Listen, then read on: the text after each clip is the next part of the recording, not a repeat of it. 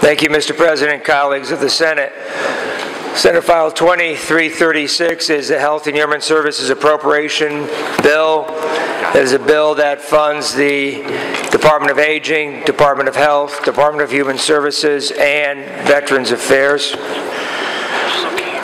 And it has the ability to reach out and touch almost every part of our communities and all the families that live in our communities. And I'd like to start with a story I think Senator Children might actually appreciate. It's a story about President Truman. In 1950, President Truman was asked to go to Columbia University and give a lecture on the Constitution and why government was important and government services were important to this country and the role of government. The president thought for a while and he said, there are two words that appear in the Constitution that define the role of government, and those two words appear twice. And in a Supreme Court hearing, shortly after the president took office, he said that it took the Supreme Court 150 years to find these two words. And these two words are general welfare. To provide and protect for the general welfare of the people of the United States. That is the role of government. Provide and protect for the general welfare for all the people of this country. Not people who are poor, not people who are rich, not people who live in one part of the country versus the other. It's for all people. Not Democrats, not Republicans, not immigrants, not Native Americans.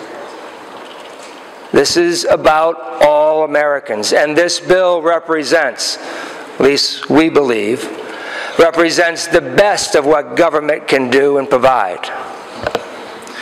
Let me just briefly examine with you the values of this bill and the independence it provides for our seniors, how it strengthens our families, and how it protects our children. In Iowa, we respect our elders, we care about our neighbors, and we take action when children are at risk. The Senate will put those Iowa values into practice when we approve this budget today.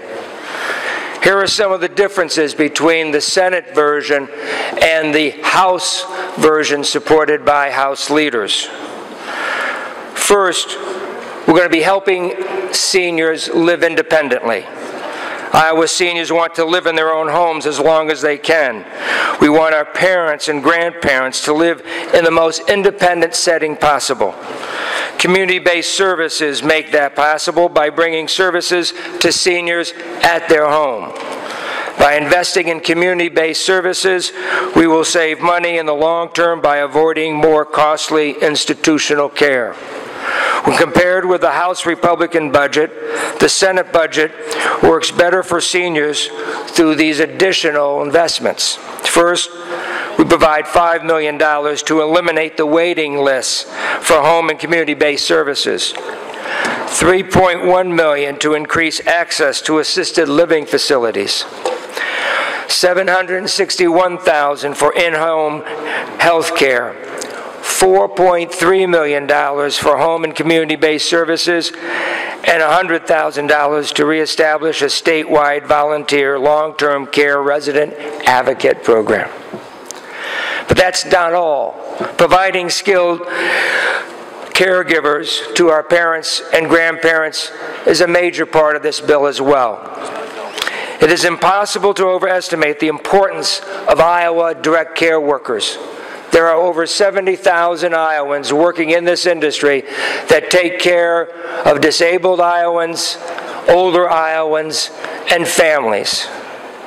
We've allowed, through this bill, the reintroduction of a bill we passed earlier on creating a professional licensing board for direct care workers, and we fund it by using existing dollars that funded a task force and new money that will fund a professional board for the first 3 years.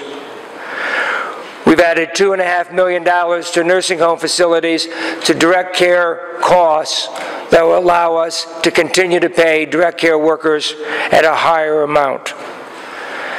And we provide direct money for direct care workers to receive the training to get the certification that they need. But that's not all. Keeping child care available so working families can keep working is awfully important. So for the first time in over 5 years, we're providing $8 million of child care assistance to the provider and to the families so that low-income Iowans can keep sending their children to daycare while they work. Why is that important? Because in Iowa, we have the highest percentage of two-income families than any state in the country. Iowans work, and we should reward that work behavior by providing assistance so they can keep their kids in daycare. But that's not all this bill does. Safe, stable homes for children at risk is also a high priority because it's a high priority of Iowa values. Surveys repeatedly find that Iowa is one of the most friendly states in the nation.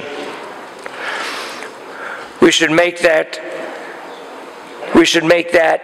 not only now but ensure in the future that families come first. We'll be able to provide $1.5 million to help facilitate adoptions above the House budget.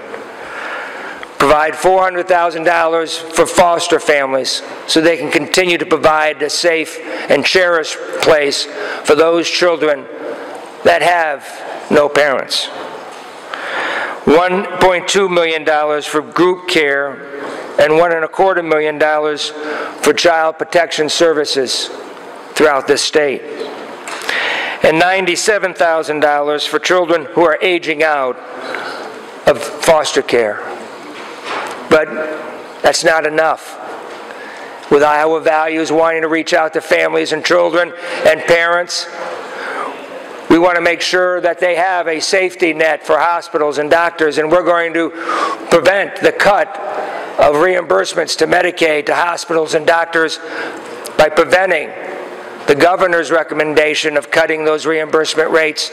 We will ensure that they stay in this bill, and doctors and hospitals and providers and pharmacists that work so hard to keep our families healthy will get reimbursed at a higher rate, a rate that is even in this country one of the lowest in the country. And of course, we continue to help families that are most hit by the recession. So in this bill, we're providing $500,000 for food banks, $100,000 to help the indigent through the University of Iowa's dental program to make sure that adults and children who have enormous oral health needs receive attention. And we provide almost $1 million additionally to the safety net providers that really provide the direct care for all Iowans in all of our community health centers, our free clinics, our rural clinics, and our specialty clinics, and help them provide with pharmaceutical drugs so they can continue to receive that care. And lastly, we want to make sure that Iowa maintains the stature that we are the healthiest state in the nation. We want to provide $2.5 million to increase our present allocation that was cut last year, $2.5 million for tobacco assistance and tobacco cessation programs to help adults and children wean themselves away from the addictive behavior and the addiction of tobacco. We want to provide $50,000 for the Ryan White Fund, $1.5 million for Iowans to receive early cancer detection, $50,000 for sexual assault, and lastly, $100,000 for organ donation. Ladies and gentlemen, this is the bill we have in front of you. It does a lot for the families of this state. It does a lot for all families in every corner of this state. It does a lot for the ones that we care about. And I'm very willing and anxious to discuss this bill with you. And Mr. President, I believe there are a few amendments.